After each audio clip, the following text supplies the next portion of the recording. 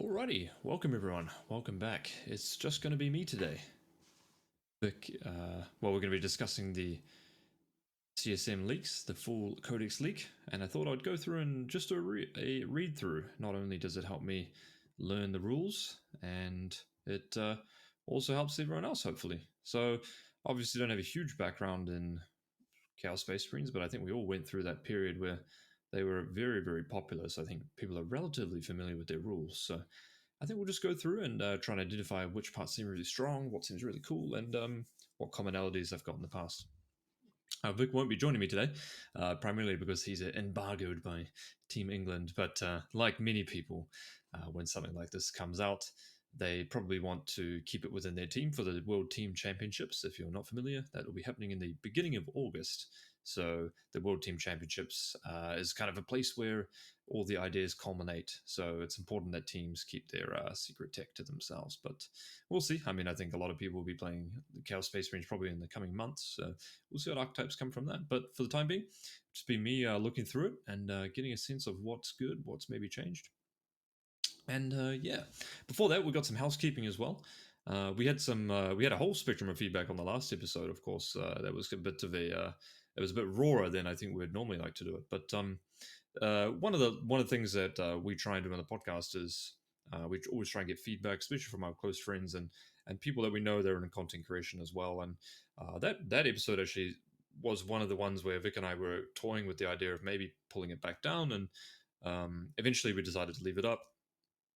And I think one thing that we kind of missed on that episode, or I did miss, me particularly, so is that is conflating Josh Roberts with the Games Workshop Balanced Design team, and the two aren't necessarily the same. And I think uh, it's very easy to assume Josh is the entirety of the team. And I think, and I've reflected a lot on this, and one of the ways I think that has come about per se is that the game balance or design team has typically been a bit of a black curtain. And now that we have someone who is the public face of it, it's very easy to just point and conflate that person with the responsibility and all the agency of balancing the game. But realistically, I guess I don't think that's true. The Games Workshop's a huge organization, and I very much suspect, and I genuinely don't know, that maybe it's harder to get changes through than otherwise would be. And so unfairly, I think I mentioned Josh sometimes, which would have been more aptly and more accurately said as Games Workshop balance team. So just put that out there. And yeah, let's crack on. I'm excited to get through some CSM Codex previews, and of course, many people are listening on the podcast platform, so I'm going to try and keep it audio friendly. And once again, if this is your first time, perhaps running into the podcast, normally I'm joined by the great Vik VJ, who is my counterpart. The if Vic and I always joke that I'm a little bit of the antagonist, and Vic is the calm and collected one. So you're just going to get the antagonism today probably. But if this is your first time you come to the 40k Fireside podcast, it's a top end competitive podcast. Myself, David Gaylard from Team Ignite, and Vik BJ, and we haven't had guests on in a little while, but we usually try to. And appreciate if you have any feedback, like, comment, and subscribe, and welcome. Hopefully you're here for the journey. Hopefully you learn a bit, and hopefully you get a little bit better at Warhammer, and that's just the aim, really, isn't it? Alrighty, fantastic. Army rules, man. I'm already going to start on a rant, but me personally, I'm not a big fan of the Dark Pact ability. Now, they've made one change here, and for reference, guys, I've tried not to look too much at this so you get my genuine first impressions, but I have, obviously, in the team, we've been chatting about a few things, but uh, Dark Pact is relatively the same as it previously was. And what you do is, whenever you make an attack where you select to shoot or fight, uh, you can make a Dark Pact, and you take a leadership test before any effects. The test has failed, you suffer D3 mortal wounds. Then, regardless of whether you pass or fail, you get sustained hits 1 or lethal hits. Majority of the time, you're taking sustained hits 1, obviously. But I guess if you're got like Warp Talons or something attacking a tank or a vehicle, there is a breakpoint which lethal hits becomes more mathematically efficient. So I would advise, if you're playing this army, know when you should be going lethal hits and when you should be going sustained hits. It's quite good.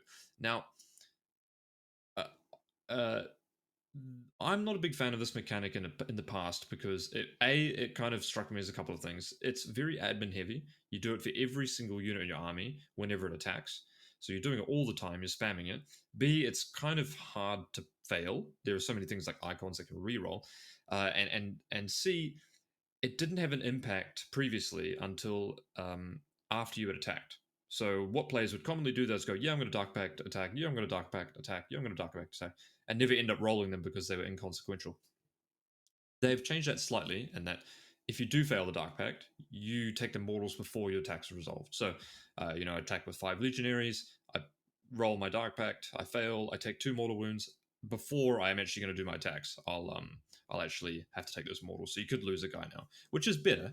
And I hope that that'll make CSM players a little bit more on the ball of rolling their Dark Pacts, because I think we've all probably had those games where someone's like, oh yeah, I Dark Pacted everywhere, and then at the end of your turn, oh, I didn't do any of my Dark Pacts, and then like, okay, it would have impacted the game. So uh, I'm not. I think in terms of power level, this is, I think, up there with one of the best army detachment mechanics, because effectively, whenever you read any of the data sheets, you just add either lethal hits or sustained hit 1 to any of the weapon profiles. And as you can imagine, it doesn't matter if you even have something somewhat mediocre, just adding sustained hit 1s is very, very powerful.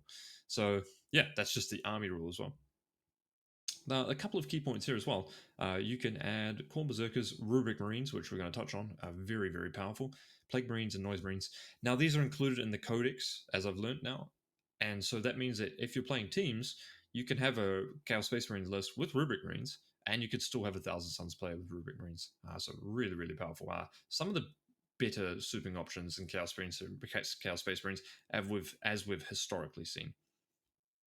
All right, moving right along. Veterans of the Long War. Now, this is this is not the existing detachment rule as I read it. So, first detachment, Veterans of the Long War. Their detachment rule is Focus of Hatred. At the start of your command phase, you can select one of your opponent's select a unit from your opponent's army to be your Focus of Hatred. Until the start of your next command phase, each time you want a unit from your model makes an attack, apart from a damned units, you reroll the hit roll. It's Oath of Moments. Okay, fantastic. Some detachments here. War Master's Gift is a Chaos Lord enhancement. Each time your bearer makes an attack against your Focus of Hatred, a 5+ scores a critical wound. I mean, that's kind of okay. I mean, your Focus of Hatred should just be dying anyway, right? So not super good, I would say.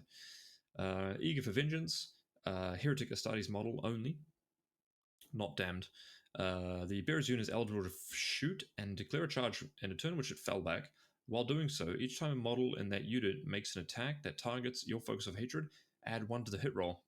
And each time you select your Focus of Hatred target of that unit's charge, add 1 to the charge roll. Man, that's a great enhancement, because it gives you fallback, shoot, and charge regardless, and then just gives you +1 to hit and +1 to charge against your target of hatred. Now, I think this is probably a playable enhancement just for the first part, and likewise, like we said, with the previous enhancement, killing your Focus of Hatred more is a little bit of a win more mechanic, or kill more mechanic, right? The Eye of Abaddon Nix enhancement here. Heretic Astartes model. While you're on the battlefield, each time your Focus of Hatred is destroyed, roll 1d6 on a 4+ to gain a CP. Wow, they're really going in on this Focus of Hatred, aren't they? I mean, it's pretty good. Once again, a 4+ kill unit, it's not amazing, I would say.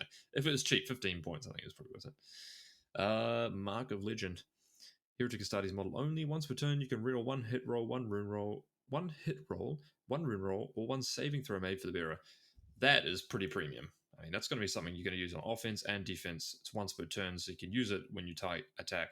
You can use it when they hit you, and then you can use it when they hit you in their turn as well. Now, the wording on this is you can reroll 1 hit roll, 1 wound roll, or 1 saving throw. Interesting. I think you only get either 1 hit, 1 wound, or 1 saving because of this little conjecture here, which is 1 wound roll or 1 saving throw. So I think this whole bit of comma, hit, wound, or saving throw is read as hit, wound, or saving throw, not a hit roll, a wound roll, and a saving throw. So a little bit worse than I'd originally anticipated, as you originally read it. Now, Let's get on to some some strats. Strats usually, as we already know, kind of make or break a bit of detachment, don't they? All right, 2 CP in this ire. After you select your, well, after you destroy your focus of hatred, you can select a character unit. Select one enemy unit within 12 until the start of your next command phase. That enemy unit is considered to be your focus of hatred. Uh, that's pretty good. Any phase just after your focus of hatred is destroyed. Actually, that's pretty good. Nice. It's like a second oath moment that you can bounce. So you might go for like a small unit, kill that and shooting with your focus of hatred, and then your character next to it bounce onto something bigger to double it up. That's quite good. Although 2 CP is a lot, but sometimes you're going to be paying 2 CP for full reroll for +1 to hit, +1 to charge, and fallback shoot charge. Well, +1 to hit, +1 to charge probably, and full rerolls obviously. Contemptuous Disregard. That's a sweet name. 1 CP. Your opponent's shooting phase or fight phase just after an enemy unit selected its targets. Okay. It's Armor of Contempt. Okay, 1 CP Armor of Contempt. 2 CP here. Bringers of Despair. Start of the fight phase. 1 Heretic Astartes unit from your army with an engagement range of your Focus of Hatred. Your unit has the Fights First ability. It's pretty good. So 2 CP fight first, but it's conditional on Focus of Hatred. This is actually a pretty well designed stratagem, I think, because it gives you counterplay against big melee units. So you can Focus of Hatred something that you might not even be able to shoot because it's behind a ruin. And then once it gets into combat with you, you can pop Fights First against that unit. That's actually a really cool strat. I really like the design of that one. Black Crusade. Your movement phase, one of your infantry units or mounted. Until the end of phase, units eligible to shoot and turn to advanced or fell back. And bolt pistols, bolt guns, and combi bolters have the devastating wounds ability. Uh, while your unit has not already inflicted 6 wounds this turn using that. Wait, what the fuck? Okay. Okay, so it's capped at 6, basically. Alright, here we go, Games Workshop. We've done it. We've designed a devastating wound stratagem that's capped at 6. Yes. Fantastic. I'm actually pretty sure. I mean, I'm glad that they did that, right? Great. All right. Your shooting phase, Let the Galaxy Burn. It's the name of a previous strat. 1 Heretic Astartes unit from your army that's selected shoot. Till the end of the phase, ranged weapons equipped by models in your unit have the Ignores cover ability and change the attack characteristics of torrent weapons to 6. It's pretty sweet, man. Not a bad one. If there's a good torrent unit, that's definitely a reason to invest into them. Millennia of Experience, 1 CP. So just want to recap here.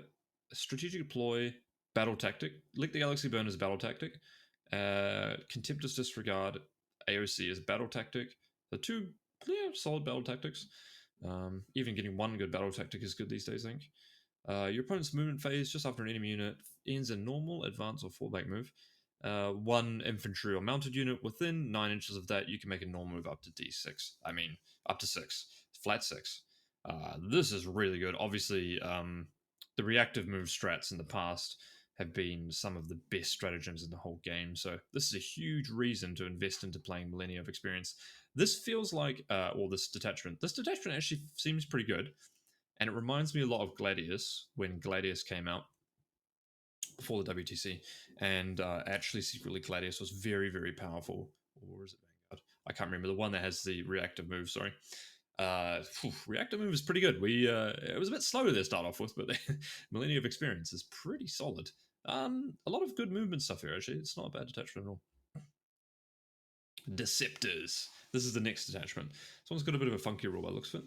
In the declare battle formation step, you can select a number of legionaries and cultist mob units from your army. Until the end of the battle, those units and any character units attached to it have the infiltrators ability. It's pretty sweet. The maximum number can depend on the size. So you're playing 2,000 points, you get 3 units. You get 3 legionaries and 3 cultist units. So you get 6 units. Okay, that's a lot. They can infiltrate basically your whole army at this rate. Wow, they're really pushing the boundaries of the design here. Next stratagem, enhancements, falsehood. All right, this is a bit of a long text, guys, so bear with me here. Chaos Lord model only. In the declare battle formations, you can set this bearer up in reserves instead of on the battlefield. Okay. If you do, in the reinforcement steps of one of your movement phases, you can select one model in a friendly legionnaires or chosen unit on the battlefield. The selected model is destroyed, and the bearer is set up as close as possible to where that model was destroyed. and only within engagement range of enemy units if the destroyed model is within engagement range of those units. Okay, so this is kind of like Trays in the Infinite from the Necrons. Oh, the bearer now attaches to that unit as its leader. So bizarre. Okay, wait 1 second here. So your Chaos Lord, basically, you've got like a unit of 5 Legionaries. Your Chaos Lord kills one of those guys and basically bounces to him. Okay, that's fantastic. Cool. That's already not bad. It's pretty good. What would happen? Can you join a unit that already has a leader, though? If you do, in the reinforcements of human phases, you can select one model in a friendly Legionnaires or chosen unit that is on the battlefield. The selected model is destroyed. Ignore any triggers, blah, blah, blah. The bearer is then set up as close as possible to that model that was destroyed and only within engagement range. The bearer now attaches to that unit as its leader. So, in the declare battle, if you do the reinforcement sphere, so you, from reading this, you could have 2 leaders in a unit, which I don't know if that enables any jank, but that's pretty sweet. This is actually a pretty good enhancement, man. Not gonna lie, gives you a lot of flexibility to play the game, and maybe you like if you've got an army that rolls a lot of advances or advances and charges, then you can see which way you're going to roll them and where basically your movement's playing up for the turn, and then uses right at the end. I actually think that's pretty good. I don't know about the detachment rule. The detachment rule seems a bit not sure, but man, you could really alpha strike someone if you infiltrate half your army and go for them all in one turn. Interesting. Cursed Fang. Next enhancement. Heretic Astartes infantry model only improve the AP and characteristic AP of the bearer's weapons by 1, and you get the precision. Not too bad. Shroud of Obfuscation. Heretic Astartes model only the bearer has stealth and lone operative. That's pretty sweet, man. The bearer has stealth and lone operability, so you can't get Shroud of Obfuscation and then attach it to a unit and then give that whole unit lone op and infiltrate and stealth. Okay, so just the model only. I mean, it's pretty good. Making something lone op and stealth, that's got to be about 20 or 30 points, surely. Soul Link. Heretic Astartes infantry model only. At the start of your command phase, you can select one other Heretic Astartes infantry model from your army. Until the start of your next command phase, the bearer gains the Psychic keyword and replace the bearer's datasheet abilities with the datasheet abilities of the character you selected. Wait, okay. Let's just go through this one again. Soul Link. You give this enhancement to a Heretic Astartes infantry model.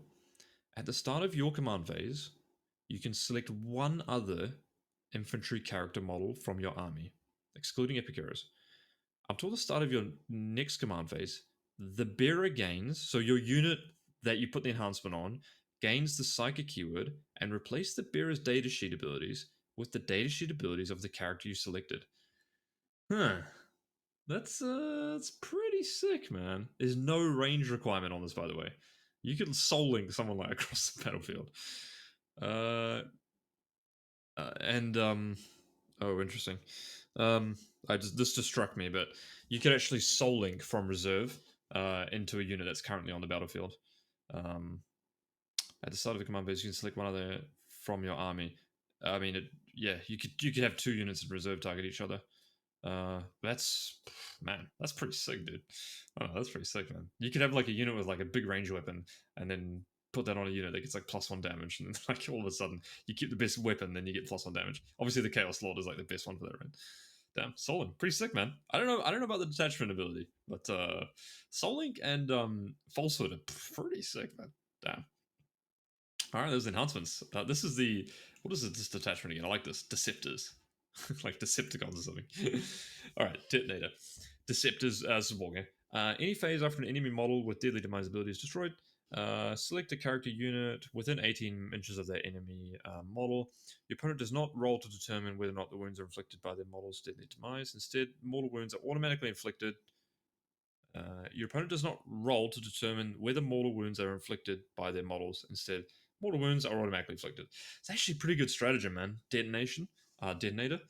Man, you auto explode your opponent's vehicles. That's pretty good, man. Damn. From all sides.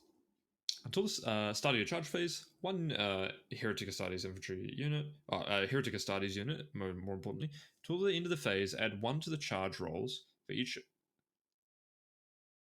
Wait, until the end of your phase, add 1 to the charge rolls made for your unit for each other Heretic Astartes unit in your army that made a charge with this phase. Uh, to a maximum of +3. Okay, that is insanely good. What the? Oof, man. Well, two really good strats here. This is battle tactic, so you could use it, and then Lord could use it from reserve.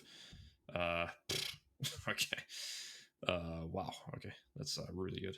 I picked them off. Shooting phase. Man, these strats are pretty good, man. One heretic Astartes unit from your army that has not been selected to shoot this phase. To the end of the phase, each time a model in your army makes an attack that targets a unit below half strength, below its strength, you can reroll the hit roll. Below half strength, reroll the wound roll. Shooting phase. Pick them off. That's not bad. I don't hate that. 1 CP conditional reroll to hit. Battle tactic? Not the worst, man. It's Heretic Astartes, so you can put that on a Forge Fiend on that bad boy. It's good to get if you got Forge Fiend against a big unit, blast like 20 orc boys maybe. Plink it with a little gun, and then boom for a roll, 4 rolls to hit with like +4 blast. It's pretty sick. Another perfectly fine stratagem. Your movement phase after a heretic. This is called Coils of Deception. Your movement phase after a Heretic Astartes unit from your army falls back, you can fall back and shoot. So that's pretty good on vehicles. Because it's basically 1 CP, fall back and shoot on anything in your army, but obviously that's fantastic on vehicles. Like a Vindigo or, I don't know, Forge Fiend or Venom Crawler or something like that. Havocs or, I don't know, something. Man, that's another great strat. um, Relentless Pursuit. By the way, when I say good strats, I mean like, I mean these strats are obviously good, but my brain always harkens back to, man, if God had it's a strat, it'd be sick.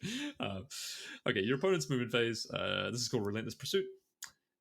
Just after an enemy unit ends a normal fullback or advanced move, infantry are mounted within 9 inches of that enemy. Unit can make a normal move up to 6 inches. What? Wait, did they just duplicate the stratagem? Millennia of experience. Your opponent's movement phase. Relentless Pursuit. Just after an enemy unit ends a move. Okay, that's. Okay. Yeah, I guess it. I don't know. The Relentless Pursuit and the other previous move one that I just said was incredible seem to be the exact same. There's probably some nuance difference that I'm not seeing, but wow. Okay, that's starting to see here. I think the CSM Codex got the good codex right. Oh, some bangers. Scramble coordinates. Last stratagem for them. Start the reinforcement step, your opponent's movement phase, so your opponent's reinforcement step. 1 Heretic Astartes unit from your army. Until the end of the phase, enemy units that are set up within the battlefield cannot be set up within 12 inches horizontally of your unit. Oh my god. Oh my god, you can use that on cultists. 10-man unit. Oh my god, that's good. Okay. Wow. That's that's some pretty good abilities there, man. Oh man. I thought Renegade Raiders was the best one. I don't know, dude. Like, this is fucking gas. Okay. Like, once again, I think so. The next detachment, I think most people think is the best. Now, the detachment rule for Deceptors is not as good as the one we're about to get to, but oh my word, there are some bangers in there though. Jeebus. All right, Renegade Raiders. Pretty sick name. It's got some bikers in there. It's pretty cool. Although I don't know how many mounted units we're going to be playing in this. We'll see. Okay, this detachment rule is insane. Ranged weapons for every model in your army have the assault ability.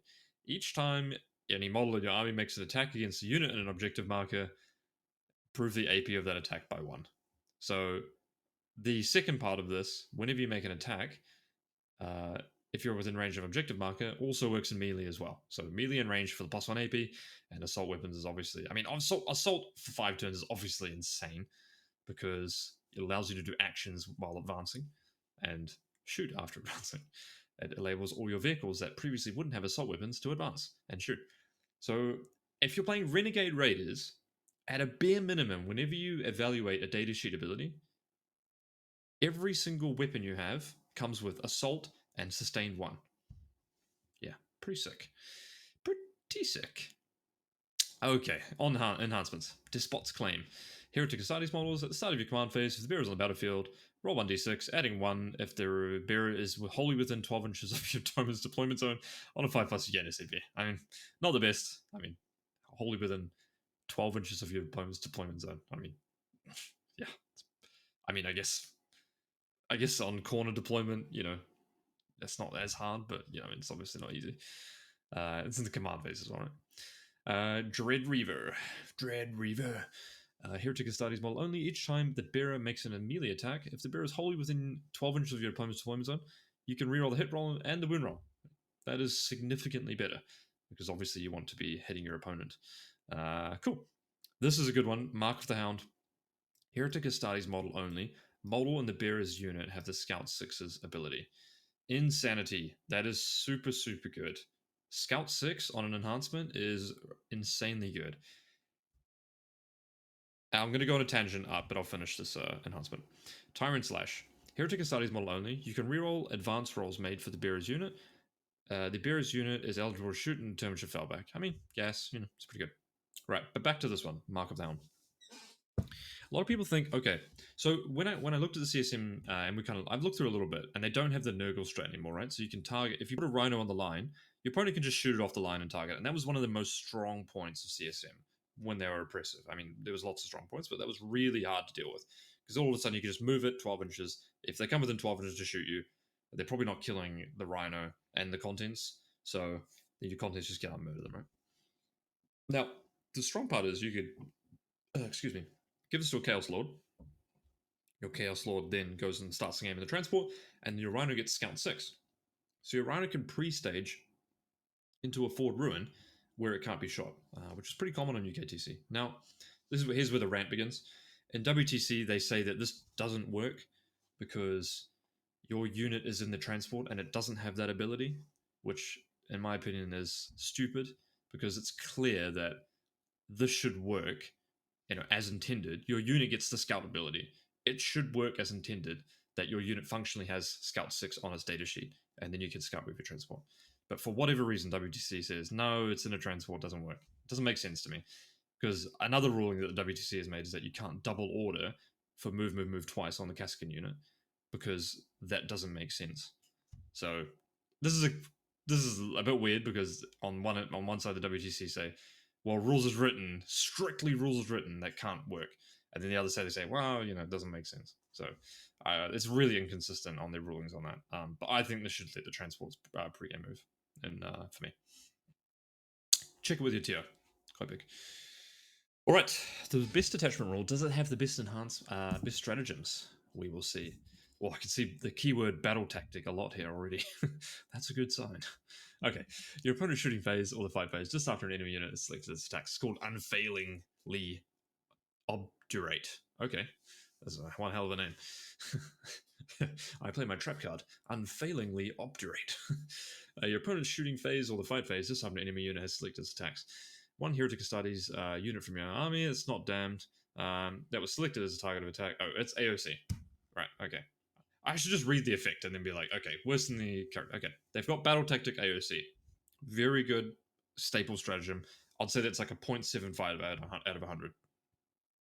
75 out of 100. Scour and Seize, cool name. Fight phase. If you're targeting something on objective, you get precision keyword. 1 CP, precision. It's okay. Not the worst. I mean, in this day and age, precision is not bad. Opportunistic Raiders, strategic ploy. The Scour and Seize was a battle tactic, so precision battle tactic is a lot better than just regular pay 1 CP for it. Opportunistic Raiders, into the fight phase. Pick a unit from your army that was eligible to fight this phase. If your unit is not within engagement range of one or more enemy units, it can make a normal move up to 6 inches or 12 inches if it's mounted. Otherwise, your unit can make a fallback move. It cannot embark within a transport at the end of this phase move if it disembarked from a transport this turn. Okay, let me boil this down. The reason they say fallback there is so that they can embark in a transport, I guess. But basically, you kill something, you're not within engaged range. If you're mounted, you make a 12-inch move. If you're unmounted, you make a 6-inch move. If you didn't come up from a transport, you can go back in a transport. Really, really, really good stratagem. You thought, Overrun for Tyranids was insane. This is really, really good. It's not quite Overrun, but man, really, really good. Okay, Warp Charged Engines, Wargear strat. Movement phase, a transport or a mounted unit from your army. Until the end of the phase, if your unit advances, do not make an advance roll for it. Instead, Until the end of the phase, add 6 to the move characteristic of models in your unit. Sick. Until the end of the phase, your unit, if your unit advances, do not make an advance roll. Okay. Do not make an advance roll is nice because there's some things that interact with advanced rolls. So auto advance 6. I mean, yeah, 0.75 out of 100 straight there again, obviously. Ruinous Raid. Battle tactic. Shooting or fight phase. Heretics is a unit that disembarked from a transport. You're going to be doing this a lot probably. And has not been selected to shoot or fight this phase. Until the end of the phase, each time your unit makes an attack, if the target of the attack is within range of an objective marker, you can reroll the hit roll and reroll the wound roll. Oh my god. Why? I don't. Okay, yeah. I don't know why they reprint Profane Zeal, which is 4 rerolls to hit and wound, under a battle tactic. You know, with the only caveat being if you disembarked from a transport, which you're going to be playing like 3 or 4 rhinos. Okay. This is, I hate to be negative, but this is a bit of a miss for me. Obviously, this is extremely powerful, but Profane Zeal was already a stratagem that was just so good that you would put it in any single army, and this one's not that far off that. You know, disembark from a transport, you know, it's not exactly a big ask, is it? Considering your transports have firing deck 2 and sustained hits and +1 AP and assault. Yeah, this is okay. Yeah, it's insanely good. I mean, at the very least, it's going to be at 2 CP. Yeah, strange. Okay, Reaver's Haste. Strategy deploy, charge phase, infantry or mounted. Until the end of the phase, your unit is eligible to declare a charge on which it advanced. If you select one or more units within range of objective marker of that charge, add 1 to the charge roll. Okay, so 1 CP, advance and charge, +1 to charge if you go on an objective. Really good strat. You can use it from Deep Strike for just straight up +1 to charge unconditionally, which means you're rolling an 8 instead of a 9, which improves your odds from like a 49.6% chance to something like a 58 or something like that. So, pretty good. Then you can ruin this raid for free because they're on objective. Oh, Jesus Christ. Yeah, this detachment is pretty sick, man. I mean, it doesn't seem as fun as the Deceptors, but the raw power of this detachment is really, really, really, really good. And it mostly derives from, unfortunately, the detachment rule. The detachment rule is just bonkers strong. Nice. Just as we like to see it. A bonkers strong detachment rule on top of a bonkers strong army ability. So it doesn't really matter what you play after that. It's just insanely powerful, isn't it? Okay. Dread Talons. Spoiler alert, this one probably sucks. I've read through this one briefly, and it involves battle shocking units, which usually is bad. In the battle shock step of your opponent's command phase, if an enemy unit is below its starting streak within 12 of one of your units, they get battle shocked. I think this is like the Night Lords one or something, right? Each time an enemy unit within 12 inches of one or more of your units takes a battle shock, subtract 1 from their roll. So if they're within 12, you battle shock them in their phase, and they take it at -1. Enemy units affected by this detachment rule do not need to take any other battle shock tests in the same phase.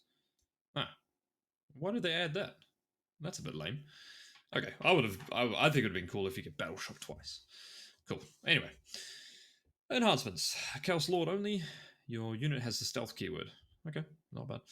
Willbreaker. Heretic Astartes model only in the fight phase after the bearer has made its attacks. Select one enemy unit. If hit by those attacks, that unit must take a battle shock test. Got him! That's so bad. The fight phase too is not even the shooting phase. Oh dear. Warp fueled thrusters. Jump pack Chaos Lord only. At the end of your opponent's turn, your bearer is not within range of engagement of enemy units. You can remove this bearer's unit from the battlefield and place in strat reserve. This is actually really, really good. This is so good, man. You put this jump back on. I don't know who you can join, but some other, I don't know, warp down or something like that. In your opponent's turn, bearer's not within engagement range of one more units. You can go back up. I mean, it's super good. You can just run on the Chaos Lord itself. Just basically give you jump up, jump down. Eater of Dread. Another enhancement. Heretic Astartes at the start of your command phase, if bearers on the battlefield, you get a CP, something to do with battle shocking. You're not going to play that. Well, if you're playing Night Lords, your expectation is probably quite low anyway. Okay. Depthless Cruelty, fight phase, infantry unit. If you target a unit that's battle shocked to below half strength or something like that, you're going to get +1 AP or,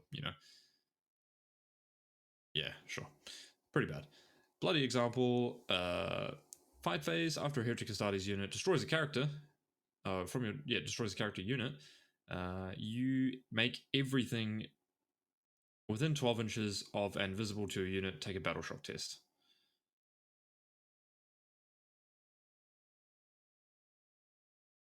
Yeah, that's a 0 out of 100. It's actually not bad. If you got a huge combat and you kill a character, you epic challenge them out, maybe you can bloody example and then they can't interrupt if they fail the battle shock test on -1. Jeez, that's pretty French. Pitiless Hunters. Battle tactic. Infantry unit that hasn't shot as a shooting phase. Till the end of the phase, each time a model in your makes an attack against below half strength or something like that, you can re-roll the hit roll. If they're damaged, you roll a hit roll. If they're below half strength, you roll a wound roll. Okay, great. I mean, once again, pretty hard to pull these things off. Okay, here we go. Relentless Terror. I've got big hopes for this one. Movement phase, which is usually where the good strats are. Just after Heretic Astartes' infantry unit falls back, you can fall back and charge. All right, it's the best one so far. Screaming Descent, strategic ploy.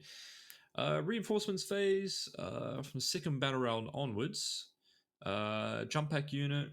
You can set that unit up on the battlefield 3 inches away from enemy units. It is not eligible to declare a charge. Then select one enemy unit infantry mounted within 6 inches invisible to this unit. That unit must take a battle shock test. Oh, Jesus. So bad. Oh, dear. Deep strike my big jump back. I can't charge you, and then you take a battle shock test. Oh, Jesus, man. This detachment better have some sick crusade rules. Oh, dear, I'm sorry. All right, compose myself. I feel like they went full memes on this one.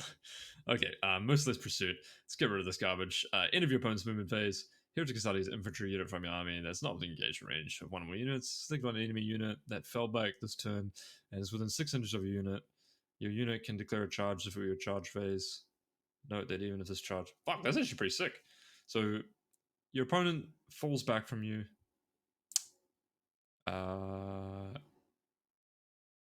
If your opponent falls back within you within 6 inches, you can charge them again. It's actually pretty good. I mean, in every other detachment, this would be a really good strat, if I'm being honest. I thought there was going to be something janky around Battle Shock there, but it's actually a pretty good strat. Probably the best strat in that whole book. And that whole detachment. Alright, Fellhammer Siege Host. Sick. Some tanks here, some rhinos, some prids. This is the vehicle detachment, I suppose. Each time a ranged attack targets a Heretic Astartes unit, your army, if the strength characteristic is greater than the toughness characteristic of that unit, subtract 1 from the wound roll. So you're basically playing Leviathan Tyranids. No, a little bit worse than that. But this is a very strong detachment roll. -1 to wound is pretty good on something like a cultist. -1 to wound, not bad. Okay, Bastion Plate, sick name. Chaos Lord, once a battle round, when you fail a saving throw for the bearer's unit, which is great, you can change the direct damage characteristic of that attack to 0. Sick, pretty good. Warp Tracer, Heretic Astartes unit model only. Your shooting phase after the bearer has been shot, select one enemy unit is hit by one of those attacks until the end of the phase. That enemy unit cannot receive benefit cover. Pretty good. Yeah, that's nice. Be great if you could have like a long range shooting one, but you're gonna need the character to join that unit, and then it's gonna need to be like in position to shoot, and then you're gonna want to shoot your shooting stuff at that unit because you're getting nose cover. Then that unit's probably gonna have bad shooting, so it's gonna have to charge something else. So a little bit situational, but it's kind of nice payoff. Ironbound Enmity. Heretic Astartes model only. Each time the bearer makes an attack while within range of an objective marker, add 1 to the win roll. Sorry, each time the bearer makes an attack while within range of an objective marker, add 1 to the win roll. That's really good. That's really good because it's not the target unit that has to be within range of objective marker. You could sit on your own objective marker and then you get +1 to wound, and you charge them on their objective markers, +1 to wound. It's a really good strat. Really good enhancement. Iron Artifice. Heretic Astartes infantry model only. The bearer's weapons have anti-vehicle 4+, and anti-fortification 4+. Fucking get there, mate. Destroy those fortifications. Yeah, it's not bad, but I mean, you probably don't need to ever take that. I don't think the Aegis defense line is going to be good anytime soon. Okay. On to the strats. The battle tactic count. How many battle tactics do they get? 3 battle tactics. Nice. Sick. Because you're probably playing, 15 chosen and 3 lords anyway, right? That's how we do it.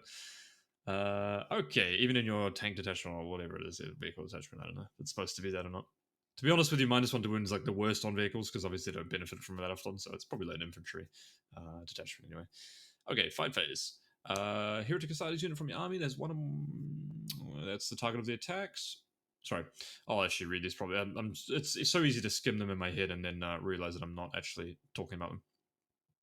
Persistent Assailants. Heretic Ascites unit from your army that was selected as a target of 1 or more attacks this phase and has not been selected to fight this phase. Okay. Until the end of the phase, each time your model in your unit makes an attack, you can reroll a hit roll. If units below the half strength, you can reroll a roll. It's pretty bad. It is in the fight phase, so they fight you. Then, if you're really damaged, you can get 4 rolls hit and wound. That's not the worst. Battle tactic, I suppose. You don't really want to be on the receiving end of someone getting a jump on you, though, realistically, right? Unless you're playing against a big shooting army. Brutal attrition. This is fight phase. After an enemy unit has selected its attacks, you pick an infantry unit that was selected as part of those attacks. Until the end of the phase, each time a melee attack is allocated to a unit. After the attacking unit is finished making its attacks, roll 1d6. For each 4+, the attacking unit suffers 1 mortal wound. Each time a melee attack is allocated to a unit, after the attacking unit is finished making its attacks, roll 1d6 to a maximum of 66 per attacking unit. To a maximum of 66 per attacking unit. Maybe I'm being an idiot, but if you get attacked by 1 unit, do you roll 1d6? Maybe this is supposed to be per attacking model? Okay, I'm unsure. Okay, it's probably terrible. I think they've messed up the wording on that, perhaps. Let me know down below if I'm probably the one being the idiot. Because this is literally the first time I've read it. Pitiless Grenade. Cannonade. I was thinking about Magic the Gathering there. Your shooting phase. Heretic Ascites unit from your army has not been selected to shoot. Each time your model and your unit makes an attack that targets a unit below half strength, a successful unmodified hit roll of 5+ scores a crit. Terrible. Yeah. I mean, below half strength, I mean, it's a big ask. Usually, historically, these below half strength and things conditional on that are part of the unit you're targeting have been quite poor. Point blank destruction. Battle tactic. Shooting phase. Heretic Ascites unit from your army that is within engaged range of 1 or more enemy units that is not being selected to shoot. Until the end of the phase, your unit's ranged weapon, excluding blast weapons, have the pistol ability.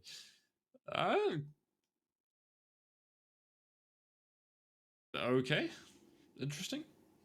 Because a vehicle could obviously shoot into combat, regardless. So maybe there's like a big melee shooting platform. Like, I guess if you get tied up in combat, you could use it situationally to do an action. Not the best though. Steadfast determination.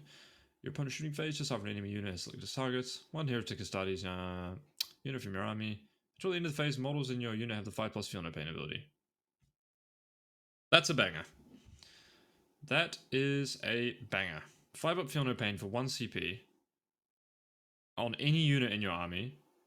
Oh, it's not a battle tactic. That'd have been so good. Stick to the range attack. Yeah, you could use this on a tank as well. That is really good. Wow. Or 10 Terminators with -1 to wound if your strength is greater than the toughness. Siegecraft. Last one here. On a side note, felt like, Fellhammer Siege Host would have been cool if we had some more stratagems named like Hammer or Siege, it's just sort of, I don't know. Siegecraft. Your opponent's charge phase, 1 Heretic Ascites unit from your army. Until the end of the phase, each time an enemy unit selects your unit as the target of a charge, subtract 2 from the charge roll. God damn! Okay, that's good. Whew, man. Wow, that's pretty sick, man. Heretic Ascites unit from your army, so you can use that on a tank, obviously. -2 to charge. Woof, banger. That's money right there. Famously, Tau obviously had that 9th edition where I think it was called like photon grenades or something like that, where -2 to charge and you could stack it for like -4. Man, Siege that's really good. Okay, not the worst detachment. It's definitely better than Night Lords. Is it better than Deceptors? Not sure. Alrighty. Okay, this is the actual vehicle detachment by the looks of it. Soulforged Warpack. The detachment rule. Each time a Heretic Custodes demon vehicle from your army makes a Dark Pact, it can invoke its contract. Sick. It's cool wording. If it does, subtract one from the resulting leadership test for making a Dark Pact. Doesn't matter if you pass it or not, you get this. So you're probably just going to be invoking the contract all the time. Each time a model in the unit makes a ranged attack, add 1 to the wound roll. Sick. Add 2 to the attack characteristic of melee weapons equipped by models in that unit. Sick. But it only works on demon vehicles. Okay. This blast series is a bit more. Enhancements, you can give a Warpsmith +4 to move. Tempting Addendum. Heretic Astartes model, each time a Heretic Astartes demon vehicle within your unit from your army invokes its contract within 3 inches of the bearer, so probably your Warpsmith. If it suffers 1 or more mortal wounds as a result of the Dark Pact, add 1 to the number of mortal wounds it suffers. So you suffer more mortal wounds if you do suffer it, okay. Until the end of the phase, each time a model in that unit makes an attack, you can reroll the hit roll. Wow, it's pretty sick. So you buy this enhancement, with things are making the contract within 3 inches of it, you always get to reroll the hit roll. And you could potentially take 1 more mortal wound. Pretty sick, man. Forge's Blessing. Heretic Astartes model only. I'm just going to say CSM model character. In your command phase, select one vehicle model within 12 inches of the bearer. Until the start of your next command phase, that unit has the Feel No Pain 6 possibility. Not bad. Not great. It's 10 points, would be nice. 15 maybe. Soul Harvester. Heretic Astartes CSM character only. While this bearer is on the battlefield, each time an enemy unit within 12 inches of the bearer is destroyed, on a d6 you gain 1 CP. On a 5+, you gain 1 CP. Not bad. Not the best. Alright, but historically, vehicle detachments are very reliant on the stratagems. There's a couple of key ones, obviously, like minus fallback and shoot and stuff like that. All right, Desperate Pledge, or as I like to call it, Desperate Armor of Contempt. It's Armor of Contempt for vehicles, the demon vehicle keyword. All right, here we go to fight phase 1 for demon vehicles. Battle tactic for the demon vehicles. I don't think that matters though. 1 CP, fight phase for the demon vehicles. If your unit invokes its contract, each time it makes an attack and destroys an enemy model, on d6 on a 5+, your unit regains 1 lost wound after making it with all its attacks. A maximum of 6 wounds. It's not bad. Not bad, not the worst. Not the best. Shooting phase, that'd be pretty sick. But yeah, obviously it's a 5 phase one. Demonic Possession, your command phase. A vehicle becomes a demon. One. Yes, one of your vehicles becomes a demon vehicle, which I'm assuming probably breaks something. I don't know, you'd probably use it on like the Corn Lord of Skulls or something like that to give it the demon keyword. Maybe it's good, maybe it's not. Your movement phase after the charge, your movement phase or your charge phase, Unstoppable Rampage. Vehicle unit has not been charged yet. Until the end of the phase, each time your unit makes an advanced charge or normal move, it can move horizontally through terrain features if we're not there. So, Knights of Shade, movement or charge phase. It's pretty good. Pretty good. Unstoppable Rampage. That's kind of what you want. So it's cool that they build strats like this that really enable the functionality of the army. Okay, your opponent's movement phase, just after they end a normal move, advance or fallback. A vehicle in your army that's within 9 inches of that unit. Let me guess. Yes, your unit can make a normal move up to 6 inches. But it must end that move as close as possible to the enemy unit. Okay, so significantly worse. The vehicle one obviously gets the worser one for some reason, even though it's harder to move vehicles around. Okay. Feeding Frenzy, Soulforged Warpack. This is the strategic ploy. Your opponent's movement phase, when an enemy unit excluding monster vehicles is selected to fall back. Your opponent's movement phase, when non-vehicle monsters fall back. One demon vehicle that is within engaged range of that enemy unit. Till the end of the phase, each time an enemy unit that is within engaged range of your unit falls back, all models have to make a desperate escape. When doing so, if that unit is battle shock, subtract 1 from each of those tests. So if they fall back from your vehicle, they have to take desperate escape test. It's not the worst, it's not the best. All right, demon one seems alright. No fallback and shoot there. Honestly, you're probably just playing the Raiders detachment if you're playing big vehicles, maybe. Okay, Chaos Cult. Oh, we're getting through them. This is the last one. Oh my god. 2 more detachments. Spoiled. Okay. Chaos Cult. Each time a damn unit from your army With the pack's ability is selected to make a normal advance, declare a charge, it can make a disparate pact, so it's in the movement phase, I guess. If it does, add 2 to the move characteristics of the models, or add 2 to charge rolls. Pretty sick. Plus 2 to move, or plus 2 to charge. You make a pact. Disparate pacts. Each time a unit makes a disparate pact, it must take a leadership test. If that test has failed, suffer D3 models for any of the facts resolving. Okay, cool. Trader Guardsman. They gain the battle line keyword. Okay, enhancements. Dark Apostle or Damned. You can reroll charge and advance rolls for that Bearer's unit. It's not bad. Dark Apostle, in your command phase, you can return up to D3 destroyed damned models, excluding current rolls for the Bearer's unit. Okay. Ghost Cult or something weird like that. Okay. Incendiary Goad, Dark Apostle or Damned model only. While the unit bearer's unit is below half, it's below starting, add 1 to the strength characteristics of melee weapons got by damned models in that unit. And while the unit is below half strength, add 1 to the attack characteristics as well. Not bad. Not the best, not the worst. Warped Foresight, Apostle or Damned model only. The bearer's unit has Scout 6 ability. Pretty sweet. Pretty nice. Need to have a drink of water, everyone. I'm going to lose my voice otherwise. Getting through this in one chunk. Chosen for Glory. Shooting or fight phase. 1 damned unit from your army that has not been selected to shoot or fight this phase. Ooh, battle tactic. Got him. The unit can make a disparate pact if it does. Until the end of the phase, each time a model in your unit makes an attack, you can reroll a hit roll, and if you did not fail the resulting leadership, reroll the wound roll. Profane Zeal again. Nice. On battle tactic. Sick. That only works on damned units, so here's hoping the damned unit's terrible. Okay. On a side tangent, why can they make such cool rules like the Deceptors and detachment? But then they just like some of them are just like complete misses. So like the Night Lords one is just like generically awful stratagems, and not super original. Whereas the Deceptors one is like really cool and original. Seems like they put more effort into some ones than others. Anyway, fight phase. After an enemy unit selected its targets, 1 damned unit from your army that was targeted one of those attacks. Attacking. I thought it was about AOC there for a second, but no. Attacking a unit has resolved all its attacks. Each time model unit is destroyed, roll a d6. The attacking unit suffers 1 mortal wound after all. On a 6, you suffer 1 mortal wound. So, whenever they kill a unit in your model and unit, you roll a d6. If you roll a 6, you suffer a mortal. Typically, it's been quite a bad strat. Toxic Blood, I think, Caustic Blood or something like that. Tyranid said that. Wasn't really that great either. Fight phase, damned unit from your army. You can make a disparate pact. Unit suffers D3 mortals. Until the end of the phase, add 1 to the attack characteristics of melee weapons in that unit. If unit did not fail the resulting, add 1 to the strength characteristics. Okay, Infernal Sacrifice, really good. Battle Tactic, damned. That seems really good. You basically make a pact. If you pass both, you get +1 strength and +1 attacks. You always get +1 attacks, which obviously that's really good. The best part. Cool. Crazed Focus. Shooting phase, damn unit from your army. You can make a disparate pact, blah, blah, blah. All these are disparate pact, you gotta pass it. So I guess that's the theme. All these strats are like, you make a disparate pact, if you pass, even if you don't pass it, you get something. If you do pass it, you get something else. So if you don't pass it, you get 8 +1 AP. If you do pass it, you get +1 strength as well. Cool.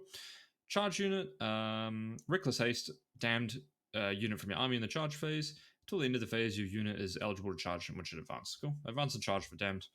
Mortal Thralls, here we go. A lot of text in this bad boy. Your opponent's shooting phase just after an enemy unit has selected as targets. Heretic Astartes unit from your army that was selected as a target of one of those, one or more of those attacking units attacks, and 1 friendly damned unit within 3 inches invisible to both your unit and the attacking unit. Okay.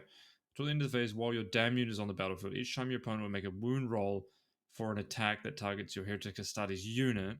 If your damned unit is visible to the attacking model and an eligible target for the attack, no roll is made. Instead, your damned unit suffers the number of mortal wounds equal to the damage characteristic of that attack. That seems terrible. Okay. Basically, your damned unit bodyguards for your actual important unit, but their damage characteristic compresses straight into mortal wounds, like old devastating wounds. So if they shoot you with like damage 3, then you fail 3 of them, you're taking 9 mortals. So yeah, that would claim through units pretty fast. The damned unit doesn't seem that great. Seems better than Night Lords, probably. All right. Pact Bound Zealots, I believe this is the detachment rule one. Yes, this is the detachment rule one. I can see my favorite stratagem, Profane Zeal, is there. I don't need to cover this one. It's Index CSM. I think going with most of the codexes, it's probably like the second or third best. So obviously there's something still there. You know, you've still got your detachment rule plus your army-wide rule that synergize really well together. The lone op is still 18 inches. That's the first thing I looked at. Profane Zeal is still a battle tactic. And what else? You know, still got advance and charge. I mean, all these strats are still super good. All right, on to some data sheets. I have no idea whether or not some of these have changed at all. We don't really know the points. I think as a whole, hope the points are going to be a little bit more pricey than what they currently are, maybe, because some of the stuff seems really, really powerful. Or I think hopefully it's on a couple of key units. So we'll get through it. Abaddon, haven't seen this guy in ages. Typically, he's been terrible with Terminators for, I guess, even at WTC, probably shouldn't have played him. But yeah, hopefully he's kind of good. Hopefully he's good. Pick an aura. You know, you get 4+ invuln. While within 6 inches of him, you get 4 up invuln. It's pretty good. You can reroll the hit rolls, so chapter master rerolls within 6. And you can reroll battle shock to, you know, you're never going to do that. The problem is he still has lone. He doesn't have lone op still, which is a bit. So he can join Chaos Terminator squads or Chosen. He can join Chosen. I don't know if you could do that previously, but you probably just run him as solo. There's not as much indirect in the game, so you just run him solo. Each time this model makes a dark pack and does not fail, test with 7+, you gain a CP. Pretty sick. Maybe he's not bad nowadays. He does slap in combat. Still has 8 attacks, flat 3. Devastating. Nice. Pretty sick. Harkin World Claimer. This is some kind of epic hero. He can join Raptors. He's the Raptor epic hero. It's pretty sick. Got Deep Strike. That looks pretty cool. Or leading a unit. Each time this unit ends a charge move, select an enemy unit with engaged range. Roll 1d6 for every 4+. You deal a mortal wound. Okay, terrible. I mean, not great. While this enemy unit is within 6 inches, battle shock step. Do something battle shocky. Probably not great. Okay. No, not a good one. Okay, Vashtor the Arcaphane has usually been pretty bad. Bad store. So let's see if he's good now. He's got Deep Strike. Okay. 2 up, 4 up. Toughness 10. Moves 12. So, you know, Deep Strike moving 12. Rapid Ingress is a pretty good option for him. It's probably how you mostly play him. He's got a little Flamer. The Flamer's not that great at D6 shots, 5 minus 2, 1. His melee weapons are anti-vehicle on both of them. He strikes for 6 attacks at 14 minus 2, 3. And he sweeps with 14 attacks at 8, 0, 1. Both of those are anti-vehicle 4+, and the strike is devastating wounds. The sweep is a bit lackluster. The sweep is pretty bad. But and the hammer at strike 6, at least it's on 2s. 14 minus 2 is not the best though. He's not the best in melee. But okay, let's see what he does for demon vehicles. It's demon vehicle as well. It's not just all Heretic Astartes vehicles. Add 1 to the strength characteristic of weapons in that unit. It's not the best because I think you probably want to rapid ingress him. So you're probably doing that in your opponent's phase. So you're probably not shooting at your opponent's reinforcement phase. So not the worst. His other one, Reorder Reality. Whenever an enemy unit within 18 of the inch of this model targets this model, to the end of the phase, that enemy's unit ranged weapons have a hazardous ability. So whenever you're shooting this guy, you get hazardous. If you're shooting him within 18. Yeah, okay. That's if you're shooting him within 18. So if you're outside 18, doesn't do much. He's okay. I mean, he's 190 points at the moment. Would you play him? I'm not sure he would offer the synergies for 190 points personally. Cypher, he's got the Slime Arbo shootback, or the Hexmark Destroyer shootback, but the problem is his guns are 12-inch range, and in my experience, the shootback ability is good, but 12-inch range is really way too short. You need like minimum 18 to make him good. Because obviously he's lone op, so if you could shoot him, if he can shoot you, you could have shot him because he's lone op. So 12-inch range gun. He has effect ability as well. Okay. Yep, effect ability, cool. And you he has the Vik ability, but he also has to be within 12 inches of that Vik ability. Not the greatest. Fabius Bile. I think this guy's pretty good, man. He's got 2 up Phoenix Gem, comes back to life. He's got 6 attacks at 5 minus 1, flat 3. He can blanket damage every turn, and he gives your bodyguard unit +1 strength and +1 toughness. Pretty good. +1 toughness is pretty nice, man. And he joins Legionaries, which are, or Chosen, or a Curse Cultist, which are all pretty solid units. So I kind of like Fabius Bile. Phoenix Gem is pretty nice on him. The Chaos Lord. From my initial reading, this is obviously one that I went to, like almost one of the first ones. He looks almost exactly the same. His Demon Hammer is still 8 minus 2 2. And if you overcharge, he's going to go 6 attacks at 9 minus 3 3. Devastating wounds. Profane Zeal. Yeah, still really good. I mean, you're going to be playing 3 of these. Every list is probably just going to have 3 of them, etc., etc. Chaos Lord in the Terminator armor has the same free strap. He's got Deep Strike. He halves damage against him. So he is not the worst, not the best. He's got Chain Fist, but he obviously joins Terminators. So I'm not really sure how much you're going to see the Chaos Lord and Terminator. He does Deep Strike, which is nice. Chaos Lord in the Jump Pack. 3 up, 4 up. So he's got a 4 up in one, which is nice. And he has got a Power Fist or Lightning Claws. So you're probably taking the Power Fist weapon. He has a free strap. And if you're leading a unit, if you pile on and consolidate, you can move 6 inches instead of 3. Pretty nice. He joins Raptors, though. Are Raptors good? We're going to find out together. Huron Blackheart. Some epic hero. He leads Chosen or Legionnaires. While he leads a unit, add +1 to the OC. After both players have deployed their armies, it's interesting, select up to 3 infantry units from the army and redeploy them. When doing so, you can set those in strat reserve. Okay, so you can redeploy 3 infantry into strat reserve, but it's not after the it goes first, so not the best, not the worst. He's got a psychic thing.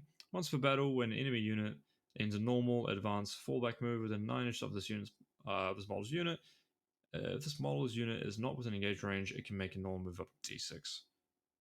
Not bad. He's maybe, if he's cheap enough, maybe. His weapons are not terrible either. He's got a flamer and a D6 shot flamer. Exalted weapon. Not bad. Probably not playing him. The sorcerer.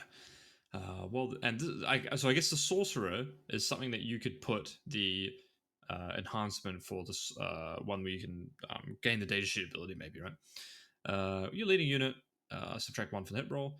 Each time this model is selected to shoot or fight, after resolving its attack, select one enemy unit hit by those psychic attacks. They have to take a leadership test. If they fail, suffer D3 mortal wounds. You're probably not putting that enhancement on this guy then. That doesn't seem great. But he has got a 24-inch gun. So, not bad. Sorcerer and Terminator armor, though. Hey, here we go. You can reroll advanced charge rolls for whoever he joins, but he joins Terminators. Start the shooting phase. 1 Psyker from your army can use this if it does. Select any unit within 12 inches of that Psyker. Roll d6. On a 1, you suffer d3 mortals. On a 2+, until the start of your next movement phase, each time you make an attack against that enemy unit, improve the AP by 1. And not the worst. You can maybe run them solo. He's got a 2 up, 4 up. And he's got a combi weapon, Infernal Gaze. Not the worst. He's obviously slow as hell, though. 5-inch movement. Disco Lord. Apparently is still not really that good. He's kind of moved into an anti-vehicle capacity. Maybe this is how he always was, but not really that good. He's not the Disco Lord of the past that seemed to have about 18 attacks and destroy everyone. Master of Position. While you're leading a unit, get +1 advance and charge. Stays the same, I think. And you can basically Dark Pact just like you could before. Or you could suffer a mortal wound, you get +1 to hit and +1 to wound. Yeah, not bad. Seems pretty solid from the outlook. I mean, I didn't play CSM previously, but +1 to wound. Pretty sick. Each time this model makes a psychic attack, so it only works for him, obviously, but yeah. Master of Executions. He can multi-attach by the looks of it. So he can multi-attach into Chosen or Legionaries. He has the Axe of Dismemberment, which is precision 5 attacks at 7 minus 2 2. And he's got an ability that has the keywords starting strength and below starting strength, half strength. So he's probably bad. And each time this model destroys an enemy character, you gain 1 CP. So you're probably not playing that guy. Sorry if you have that model.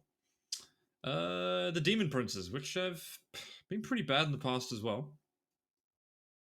They have the same kind of Nurgle Slanesh Zinch thing. You can get Zinch, you get 3 more on the Infernal Cannon, which doesn't seem bad. Nurgle gives you +1 toughness to toughness 11, which is kind of nice breakpoint. Slanesh gives you +2 inch movement, which is pretty decent as well. But I don't think these keywords enable things further up the chain, unless you're playing the index detachment. Okay, anyway. He gives an aura of benefit of cover. But we're playing 10th edition, so you basically have cover anyway. Okay, cool. Each time this model shoots or fights, or after resolving those attacks, you can reroll 1 hit roll and you can reroll 1 wound roll. I mean, if he's like 140, 150 points, probably good. But if he's like 180 and 190, 200, like all of the Demon Princes seem to be, probably not great. The guy with wings, whenever you end a charge, you roll 1d6 for this model's remaining wounds. So, you know, probably, let's say it's 10 on a good day. 4+, you suffer 1 mortal wound. It's actually not the worst ability. Maybe to Rapid Ingress him. Whenever you end a normal move or an advance for the Winged Demon Prince, select one enemy unit moved over. That unit takes a Battle Shock test. That's terrible. Okay, cool. He's probably like 40 more points as well, something stupid. The Warpsmith. The Warpsmith does Warpsmith things. When you see it in the battlefield, it's going to be doing Warpsmithy things. It's going to heal stuff, get lone operative, +1 to hit, recover D3 wounds. Sick. It can join Havoc's, Chosen, or Legionnaires. Okay. Dark Apostle. Okay. Let's see what this guy's done. Dark Apostle can join a Cursed Cultist, Chosen, Cultist Mobs, or Legionnaires. Okay. Dark Zealotry. Sick name. While this unit's leading unit contains a Dark Apostle model, each time the model in that makes a melee attack, +1 to wound. That's pretty good. Once per battle, you can pick a unit and it unbattle shocks it. That's terrible. At the start of the phase, if this unit contains 1 or more Dark Apostle Dark Disciple models, you can select one of those models and 1 enemy unit with engagement range of it, then roll 1d6 on a 2 to 5. Okay, probably bad. Dark Apostle, probably bad. I'm going to give you the summary. The Traitor Enforcer. Look at that. It looks like a guardsman. He probably is.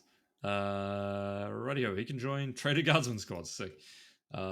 Once per turn, while this unit is leading once per turn, while this unit is leading a unit and contains... Oh, it's got a... Oh, sorry. Okay. Well, hold on. There's a bit more going on here. A Traitor Enforcer is a unit of 1 Traitor Enforcer and 1 Traitor Ogren. Okay, so one has 3 wounds, one has 4 wounds. Okay, cool. And they have pretty decent combat. Okay, cool, great. Ready-ho. When you're leading a unit and it contains a Traitor Enforcer, you can use the Fire Overwatch strat for 0 CP. Cool. While this unit contains a Traitor Ogren model, all character models have a 4+ field availability. So, it's not bad. I mean, you can join Guardsmen, so... Totally depends. If the Traitor Enforcer datasheet is just good for its points, then you probably just play it as is, maybe, and are happy. They are both... Only the Enforcer is a character as well. Okay. Dark Commune. Please tell me these things got nerfed. You get a 5-up invulnerable save, and you can, once per game, declare a charge when you advance and add 1 to hit and wound roll. Okay. Yeah, it's unchanged by the looks of it. Right roll. Legionnaires, pretty much unchanged. They seem pretty solid. Cultist Firebrand. I've never even seen this before. And I think we're going to find out why. Whilst models leading a unit, you can reroll leadership tests for that unit. In your shooting phase after this model has shot, select 1 infantry unit shot by must take a battle shot test. Okay. You can reroll leadership tests for it, and you can unbattle shock. You can force battle shock test on someone else. If they're cheap, to be fair, forcing a battle shock is not the worst on things like orcs, so I'm dismissing it, but it's actually not that bad. Although the Cultist Firebrand is a character, and he's got a d6 plus 3 shots at 12-inch range. He's got a flamer, of course. Pretty bad. Cultist Mob, they give you sticky objectives. Traitor's Guardsman Squad. There we go. I've never even seen this before. While this unit is within range of an objective marker, each time a ranged attack targets this unit, you get cover. Okay, not bad. And it's the same loadout by the looks of it as Guardsman. Up to 3 Traders Guardsman. No, David, you idiot. They're better, of course. They can take 3 special weapons for a unit of 10. Nice. Actually, to be fair, you could on regular infantry you can take on regular infantry you can take 2 special weapons. These guys can take 3. Let me know if I'm wrong about that. Yeah, they're guardsmen. It might be cheap. They do have Darkback. Darkback's a hell of a drug. Belgor Beastman. Jesus, these look terrible. If a unit starts the game in strat reserve, if this unit starts the game in strat reserve, it can be set up in the reinforcement phase of your first, second, and third movement phase, regardless of the mission rules. If this unit is in strategic reserve for the purpose of setting it up on the battlefield, treat the current battle round number as being 1 higher than it actually is. Oh, so they can come in turn 1 from strat reserve. It's not bad.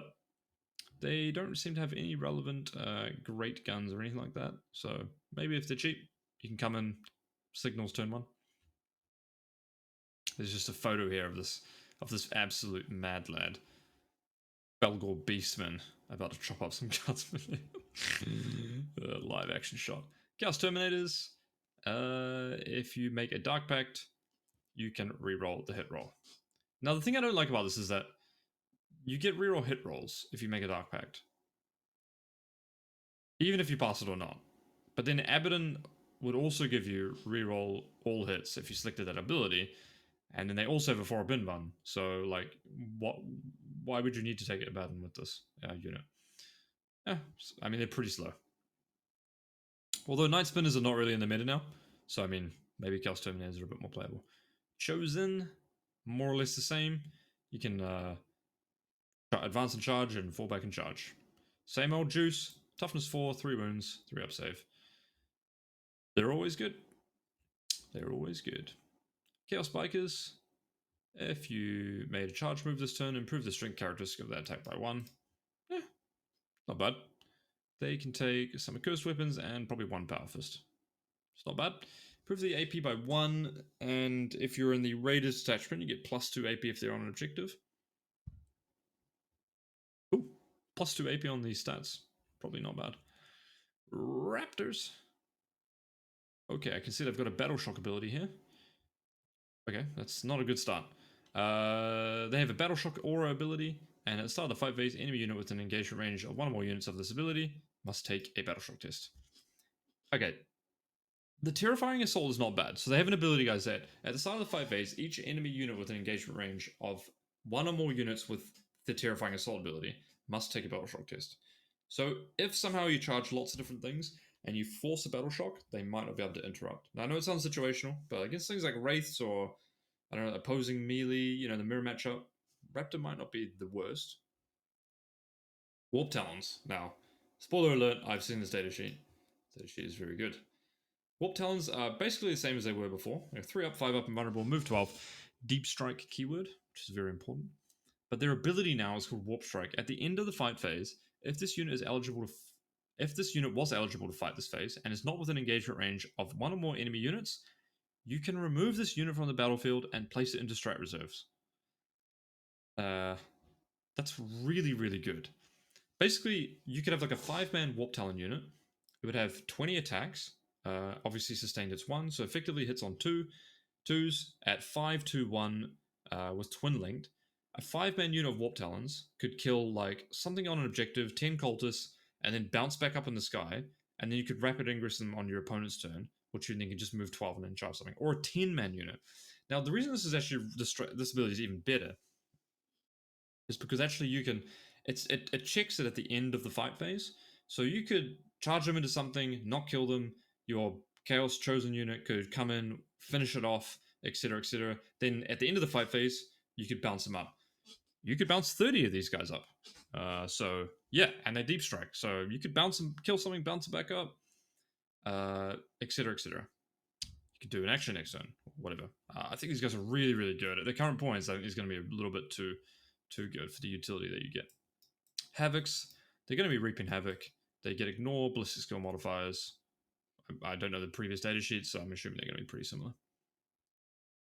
The Hellbrute. The Hellbrute is probably not that great, primarily because it's a big vehicle with a big model base. It moves 6, 8 wounds, so it's not actually not that tanky. 8 wounds, toughness 9. It's not that tanky to get through. Whenever you make a Dark Pact as an aura, and melee weapons, even if you each time the unit makes a Dark Pact within weapons equipped by models in that unit gain both abilities conferred by the Dark Pact instead of one. So you make a Dark Pact within 6 inches of them, you get lethal hits and sustain. Yeah, that's pretty powerful. Maybe in a big shooting castle, lethal hits and sustain is good. If this model has 2 melee weapons, add 2 to the attack characteristics of those 2 weapons. Okay, so he does have an auto cannon and a multi melter that he could take. He can swap out is both of his fists. So you could play a purely shooting version of the Hellbrute, but I don't think you're going to see that. The Helldrake, a kaleidoscope of Helldrakes, probably still terrible. The Venom Crawler. Now this guy, I think is good, man. The Venom Crawler, I think, is currently 110 points. 110 points. Let's say, for example, you play this in the Real Space Raiders. Not Real Space Raiders. The Raiders thing. That means you're going to get Assault on this gun, and you're going to get plus 1 AP when you shoot against a unit on an objective. Now, this thing's got 2 autocannons. It's got 12 shots on this thing. It moves 12. It's got 3 up, 5 up, 9 wounds, toughness 9. And it's got 6 attacks in melee. So you're playing the assault detachment. You advance this thing up. It gets a deeper angle because it can advance and shoot. It's got 12 shots. Shoot something on an objective. You're basically going to hit 10 times, and then you're going to be plus 1 AP against that in addition to that as well. So it's going to be 10 hits, 6 minus 2 damage 2. For a 110 point unit that's got an invuln save attached to it. And has good combat. It's pretty sick, man. I think these guys are cool. Their data sheet ability is pretty bad. And at the end of the fight phase, if one or more attacks from this model is phase destroyed one or more enemy units, you have to destroy a unit in combat. You get plus 1 to the attack characteristics of this model's weapons. So, I mean, it's probably not happening a lot, but as just a, come in, shoot, get value over 5 turns, Venom Claws seem pretty good. Mauler Fiend, you can ignore mods to advance and charge rolls. Mauler Fiend is not good.